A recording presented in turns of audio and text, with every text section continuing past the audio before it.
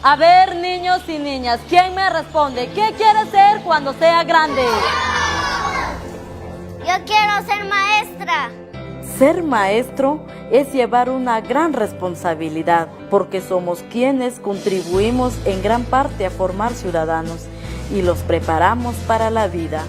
Al igual que ellos, nunca dejamos de aprender, buscamos siempre nuevos conocimientos y nos capacitamos más, porque así estamos formando una nueva generación de cambio para nuestro país. Ellos son los arquitectos del futuro de nuestra Guatemala. Hay muchas dificultades, pero podemos cambiar la realidad. Los maestros necesitan de nuestro apoyo para que los niños y niñas tengan una mejor educación y de esa manera, juntos, avanzamos. Bienvenidos a Educación, el lugar donde la educación y la acción se unen para lograr un mejor país.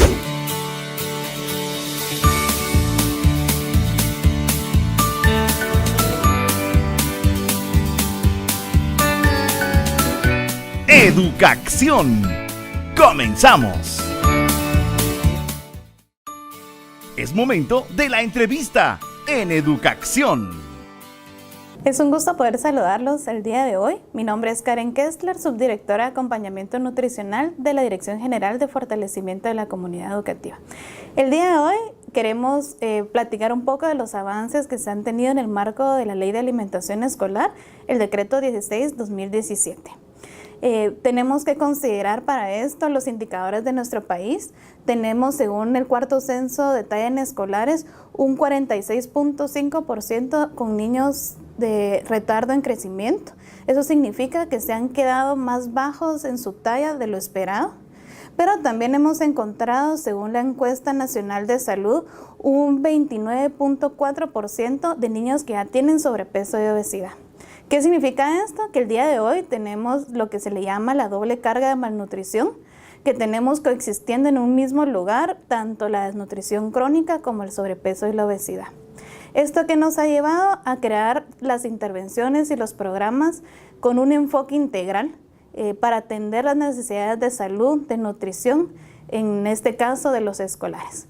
Por eso el Ministerio de Educación, a través de la DIGEFOSE, ha trabajado lo que es el listado de alimentos saludables que van en el marco del programa de alimentación escolar. ¿En qué consiste y cómo fue creado este listado de alimentos saludables?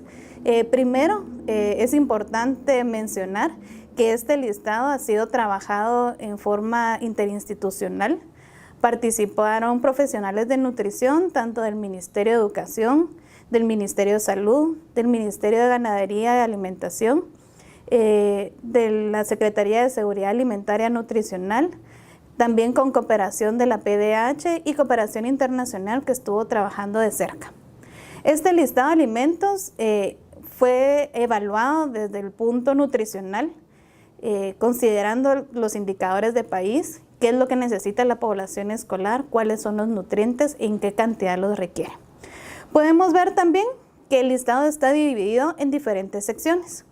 Podemos ver, por ejemplo, los alimentos que son doblemente energéticos, que significa que son las fuentes de grasa, que las tenemos que consumir de forma moderada.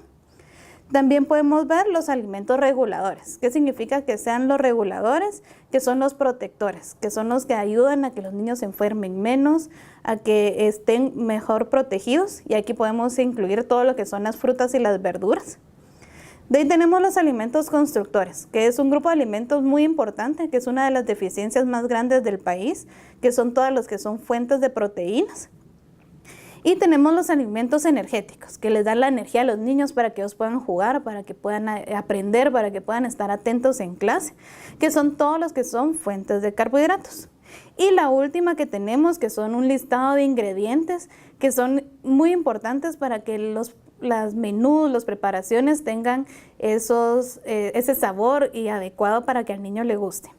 Todo este listado de alimentos también fue evaluado desde los contextos del país, desde la producción que se cuenta en cada una de las regiones, porque todo lo que es el programa de alimentación tiene que estar vinculado con lo que es la agricultura familiar y la compra local. Así que este listado de alimentos es el que nos lleva a construir lo que vamos a ver a continuación, que son los menús para el programa de alimentación escolar.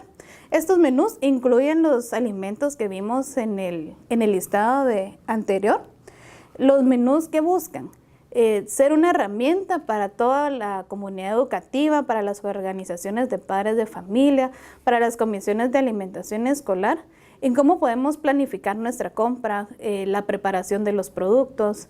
Estos también es importante resaltar que fueron evaluados desde su valor nutricional, o sea, tiene un equilibrio para lo que el niño necesita en relación a los nutrientes, los carbohidratos, las proteínas, la cantidad de grasa que se debe de tener. Por eso es importante que el menú sea variado. Está evaluado según el costo y la asignación que tenemos para este año según la Ley de Alimentación Escolar, los 3 quetzales. Fue evaluado también en tema de factibilidad. Eso significa, fuimos a preguntarles a las madres de familia si esto es algo fácil de preparar, si esto en el tiempo que se tiene para preparar la alimentación escolar se ajusta al tiempo, a los insumos necesarios. Y por último, y creo que lo más importante es si al niño realmente le gusta cada uno de los menús y las preparaciones que presenta el menú escolar. Este menú nos invita a que dejemos de hacer lo mismo y que hoy velemos por lo que es la calidad nutricional del programa de alimentación escolar. La alimentación escolar debe de ser variada, debe ser nutritiva, debe ser segura y sobre todo con la pertinencia cultural, con las preparaciones y con los productos que tenemos a nivel local, a nivel de nuestras comunidades y de nuestra región.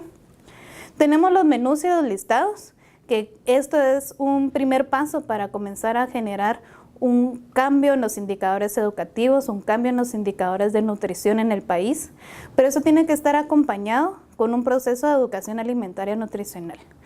Tenemos un listado y un menú, pero tenemos que aprender por qué están así, por qué tenemos que seleccionar estos productos, por qué tenemos que prepararlos de esta forma.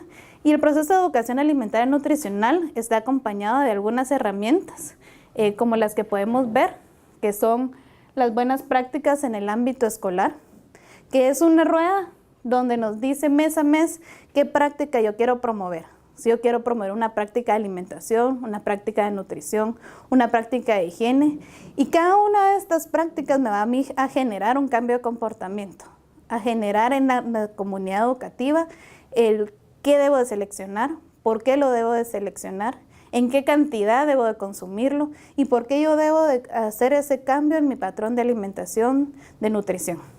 A la vez, tenemos lo que es la tasa del programa de alimentación escolar, que es una herramienta gráfica que nos permite ver la distribución de los alimentos. ¿Por qué la alimentación escolar debe ser variada? ¿Por qué tenemos que esforzarnos en que sea nutritiva? Y tenemos algunos mensajes claves para que toda la comunidad educativa, desde los niños, el docente, el padre de familia, estemos comprometidos con este cambio que tiene que generar la alimentación escolar.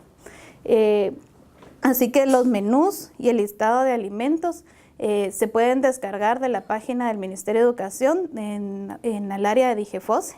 Ahí se pueden encontrar las herramientas de los menús y el listado y sobre todo el compromiso que tenemos que tener todos por hacer este cambio en el programa de alimentación escolar. Todos tenemos que velar por una calidad nutricional, por mejorar el aporte que le estamos dando a cada uno de los niños, por involucrarnos en los procesos de educación alimentaria nutricional, porque en comunidad educativa tenemos que conocer todo lo que es la alimentación, todo lo que es la nutrición, cómo se vincula con la agricultura familiar, porque es importante la implementación de huertos escolares. Así que todos tenemos un compromiso para generar realmente un cambio. Quiero iniciar con esta entrevista agradeciendo a las organizaciones de padres de familia que apoyan el proceso de la alimentación escolar. También quiero agradecerle a todas las direcciones departamentales por su esfuerzo, por los técnicos de servicio de apoyo, ya que el 2018 arrancamos con una nueva era, la era de una alimentación que va enfocado a la calidad nutricional. Este esfuerzo es sumamente importante porque el aumento de los recursos para la alimentación escolar no implica únicamente el aumento de la cantidad, sino que es precisamente el aumento de la calidad de los alimentos que se vayan a ir presentando en los centros educativos. Esto implica que las organizaciones de padres de familia deben tener el conocimiento necesario de que se ha publicado ya el listado que corresponde de los productos que se deben adquirir para la preparación de los alimentos en los centros educativos. También se han elaborado unos menús que de manera coordinada con algunas organizaciones, tanto del sector público como privado, se han realizado. Los menús responden principalmente a una pertinencia y un contexto inicial, porque posteriormente, de acuerdo a lo que establece la ley, el próximo año tenemos que hacer menús que respondan a los 4 quetzales. Importante que consideren las organizaciones de familia que los menús que se están utilizando actualmente responden a los 3 quetzales y responden a las características de los alimentos previamente autorizados según lo que indica la ley por el Ministerio de Agricultura, por el Ministerio de Salud y por el Ministerio de Educación, que es el ente rector y responsable de este proceso. Así que nuestro agradecimiento especial a todas las organizaciones de padres de familia que tomen como base el listado de alimentos y los menús para hacer las compras correspondientes y así ajustarse a los alimentos que se le deban brindar a los niños en los centros educativos. El esfuerzo del Ministerio de Educación en conjunto con otras entidades como la Procuraduría de Derechos Humanos, las organizaciones afines que nos apoyen a este proceso, se sustenta en que la base principal para los menús es la calidad nutricional, es la participación comunitaria y es la educación alimentaria. Lo que amerita en este momento es que la alimentación escolar se debe orientar en estos procesos y que la alimentación escolar también no solo es un papel que debe jugar la organización de los padres de familia, sino que también el papel fundamental que juegan los directores de orientar a las organizaciones en este proceso. Invitamos también a las comisiones que se encuentran en los centros educativos que se refieren a la alimentación escolar, pues tener como base estos menús y que nos gustaría también de manera importante la publicación de los menús o la exhibición de los mismos en los lugares que corresponden. Esto implica las cocinas, las bodegas, las direcciones, para que todos tengamos conocimiento. Hasta el momento no hemos publicado el listado de proveedores a la compra a la agricultura familiar. Estamos en un proceso todavía de afinamiento con el Ministerio de Agricultura. Cuando lo hagamos, se harán por los medios correspondientes, serán publicados en la página del Ministerio de Educación, en la página del Ministerio de Agricultura y en otros medios respectivos y que corresponden para que todos estemos enterados de quiénes son los productores que le pueden vender a la compra de la alimentación escolar. Repito, de momento todavía no hemos tenido el listado.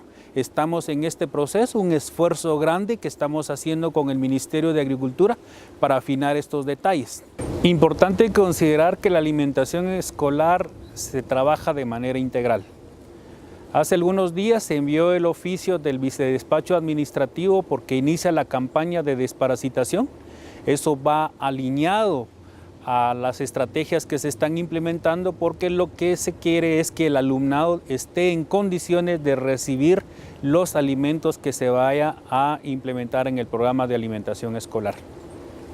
Así que queremos agradecer nuevamente a todas las instituciones, queremos agradecer a las organizaciones de padres de familia y a los técnicos de servicio de apoyo para que tengan conocimiento y certeza de cómo se está implementando el programa de alimentación escolar y que es un esfuerzo en conjunto donde todos tenemos que ir colaborando.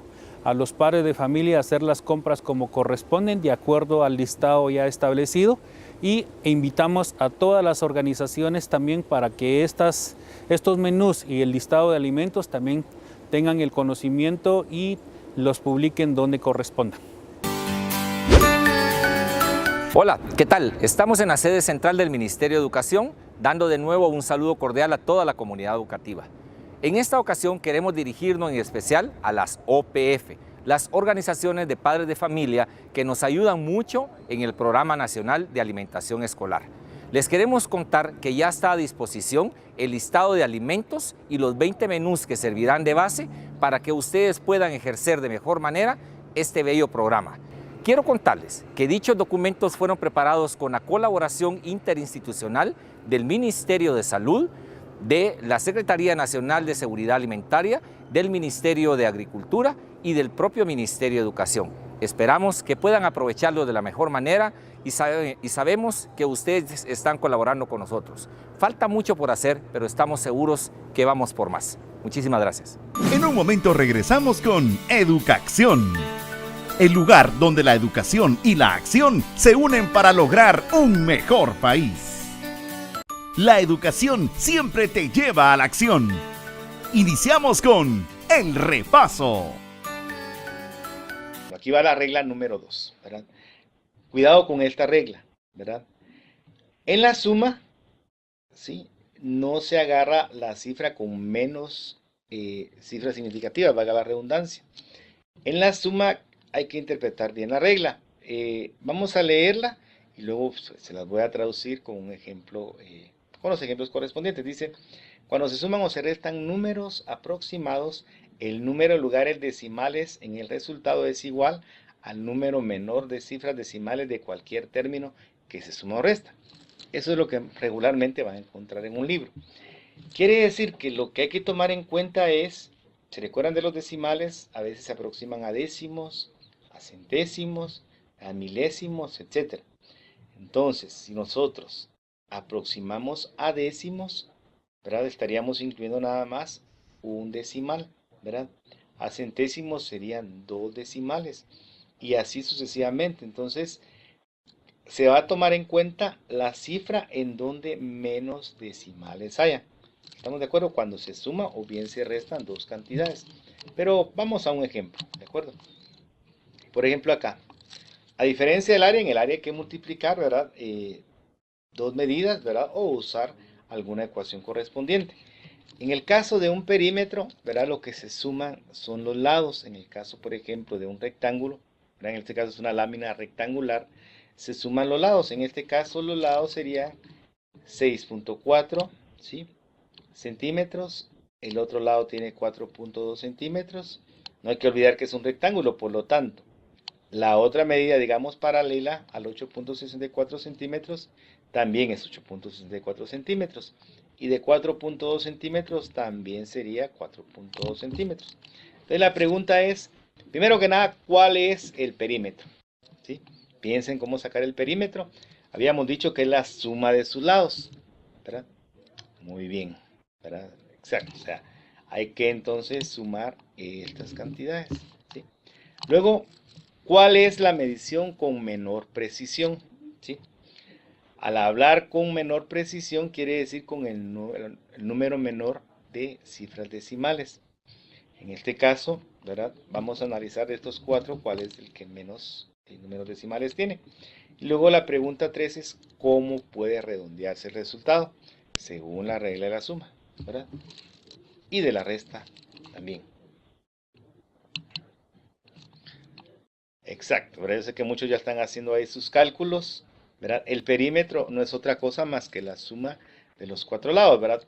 O bien 2 veces este lado de 8.64 y 2 veces estos dos, ¿verdad? Esta medida que es de 4.2, ¿sí?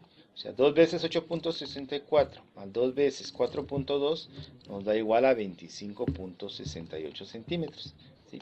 Entonces vamos a ver quién es el que menos decimales tiene.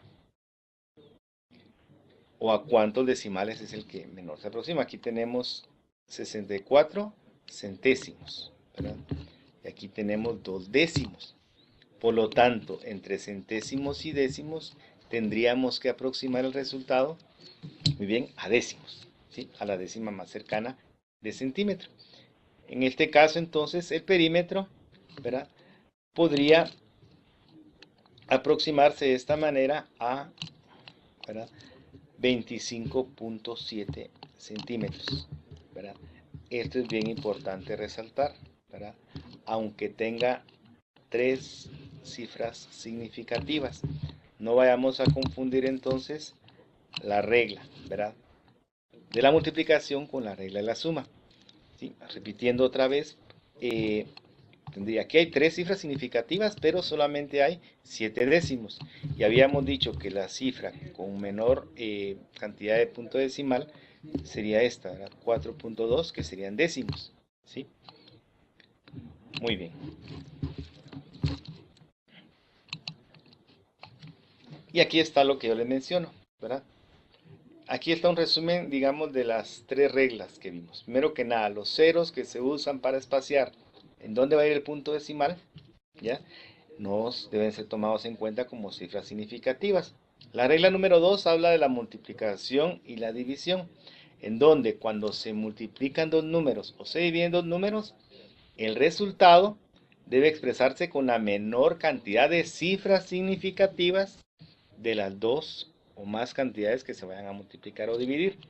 En el caso de la regla de la suma, ¿verdad? Hay que tomar en cuenta cuál es el número con menor cantidad de decimales, es decir, décimas, centésimas, milésimas, pues serían las décimas, y a esa cantidad hay que aproximar el resultado. Insisto, estos son criterios, son reglas, y no son leyes, porque en la vida real, ¿verdad? No hay tanta exactitud en las medidas como quisiéramos, ¿verdad? Mal de algo uno se puede equivocar. Si yo mido, por ejemplo, la longitud del monitor que estoy utilizando en este momento, puedo agarrar una regla, ¿verdad? Y más de algún milímetro, o es más, ¿verdad? Picómetro, que vamos a ver más adelante, ¿verdad? Un nanómetro, que es como que yo agarrar un metro y lo dividiera en 1000 millones, ¿verdad? De espacios iguales, ¿verdad? Entonces, y esas cantidades no las va a registrar mi vista, sin embargo, ahí están, ¿de acuerdo? Pero sí nos ayuda, ¿verdad?, a hacer criterios para ver en cómo podemos expresar el resultado. Cuando estudien ustedes en un libro ahora, se van a dar cuenta del por qué, ¿verdad? A veces uno dice, bueno, ¿y por qué no me dio el resultado que me da la calculadora? ¿Ya? Y es porque los libros utilizan los criterios de cifras significativas que hemos estado viendo, ¿verdad? También es muy importante, ¿verdad?, mencionar este otro tema, que es la notación científica. En la vida muchas veces hay que expresar cantidades demasiado grandes, ¿sí?, o demasiado pequeñas. Por ejemplo, si yo les dijera a ustedes cuál es la distancia, ¿verdad?, ya a un planeta demasiado lejano, y que me lo den en milímetros, por ejemplo, ¿sí? Solo imagínense, es una cantidad bastante grande. Entonces, por ejemplo, ¿sí?, en este caso tenemos medidas que son bastante grandes o bastante pequeñas, y una manera muy adecuada de expresar esas cantidades grandes o pequeñas es utilizar nuestra base de 10, ¿verdad? Nosotros manejamos con el sistema decimal, ¿verdad? Los mayas utilizaban un sistema que era vigesimal, o sea, la base era 20. Nosotros utilizamos la base 10, ¿sí? Y entonces tenemos nosotros acá, por ejemplo, imagínense las distancias respecto al Sol de los diferentes planetas que hay, ¿verdad? Claro, Plutón hace poco acaba de ser degradado como planeta, ¿verdad? Es decir, ya no se toma en cuenta como un planeta por algunas condiciones, ¿verdad? Y esas son cantidades muy grandes, pero ahora tenemos cantidades muy pequeñas. Imagínense que yo quisiera expresar el grosor de un cabello, ¿sí? Aquí tenemos un cabello, ¿verdad? Esperemos no ver ningún objeto volador no identificado por acá. No hay, ¿verdad? Ya. Entonces, aquí tenemos el cabello como lo miramos nosotros, y acá tenemos con un cabello, pero ya con diferente aumento, y aquí con más todavía, ¿sí? Pero si quisiéramos ver, ¿verdad?, el grosor de un cabello, ¿de acuerdo? Entonces, tendríamos que utilizar cifras significativas. Imagínense que yo les pida el resultado en metros, ¿sí? Entonces, tendríamos que agarrar, ¿verdad?, algún aparato especial y poder medir exactamente el grosor, o precisamente el grosor de un cabello, ¿verdad? En este caso es una cantidad bastante pequeña. Vamos a hacer un ejemplo para cifras muy grandes. Por ejemplo, tenemos que la distancia aproximada de la Tierra al Sol es de 149.600.000 millones de kilómetros, ¿sí? Es una cantidad muy grande. Por eso es que en astronomía muchas veces se utiliza el año luz. ¿Sí? Que ojo, no es una medida de tiempo, es una medida de distancia. Y es aproximadamente la distancia que recorre la luz, ¿verdad? En un año, ¿sí? Yendo aproximadamente a 300.000 kilómetros por segundo. Pero en fin, regresando acá al ejemplo, tenemos que esta cantidad, ¿verdad? Es una cantidad bastante grande, ¿verdad? Imagínense, tenemos 149, ¿verdad? 1.600.000 kilómetros. Entonces, ¿cómo lo podemos expresar? Veamos. Si utilizamos nuestro sistema de base 10, ¿sí? Podemos ver, ¿verdad? Acá, que tendríamos entonces, acá tenemos el punto decimal que nos da ese entero. Entonces, si el punto decimal yo lo muevo desde acá, tendríamos entonces 1. Lo voy a colocar, por ejemplo, acá en el 1. Entonces tendríamos, aquí está, 1, 2, 3, 4, 5, 6, 7 y 8. ¿Estamos? Entonces el resultado puede expresarse como 1.496, dependiendo cuántas cifras significativas queramos, ¿verdad? 1.496, ¿verdad? Si la ponemos nosotros el punto decimal en el 1, ¿verdad? Sería entonces 1.496 por 10 a la 8. ¿Por qué a la 8? Porque fueron 1, 2, 3, 4, 5, 6, 7 y 8 lugares donde se movió el punto decimal. ¿De acuerdo? Entonces es más fácil expresarlo en esta forma. Claro, ¿verdad? Tomando en cuenta que si yo quisiera, por ejemplo, 3 cifras significativas, sería 1.50 por 10 a la 8 kilómetros. Si yo quisiera, por ejemplo, ¿verdad? 3 cifras significativas, bueno, ya habíamos dicho, ¿verdad? Aquí tenemos entonces 1, 2, 3 y 4 significativas. Con 2 cifras significativas lo podría dejar como 1.5, ¿verdad? 1 y 2 cifras significativas por 10 a la 8 kilómetros. ¿Estamos? Pero cuidado, ¿verdad? Si lo quieren comprobar en la calculadora, puede hacer que la calculadora se los dé en esta cantidad, que ya sería otra forma de expresar el resultado, ¿verdad? Utilizando también 4 cifras significativas, solo que aquí, ¿por qué a las 7? Muy bien, ¿verdad? Vieron con el punto, ¿verdad? 1, 2, 3, 4, 5, 6, 7, ¿verdad? Y aquí sería a la 8, ¿verdad? Entonces sería en este caso 3, 6 y 7, ¿verdad? 14.96 por 10 a la 7 kilómetros. Es el mismo resultado, solo que expresado en otra potencia. Y si corremos el lugar 6 veces nada más, es decir, 1, 2, 3, 4, 5 y 6, tendríamos entonces esta forma de expresar los resultados. Pero en este caso entonces, todas las formas pues son válidas, ¿verdad? Son exactamente el mismo resultado. Este resultado que está acá, ¿sí? 1.496 a la 8 equivale también a estos mismos resultados. ¿De acuerdo? Entonces, estos 3 resultados equivalen a lo mismo, ¿sí? Muy bien. Entonces, estamos viendo la forma de expresar un número que sería bastante grande de una forma pues más sencilla, ¿sí? Inclusive para meter a nuestras respectivas calculadoras. ¿De acuerdo? Muy bien. El repaso. Por hoy terminamos. Esperamos que lo aprendido te haya servido. Te esperamos la próxima semana en otro programa de Educacción, el lugar donde la educación y la acción se unen para lograr un mejor país.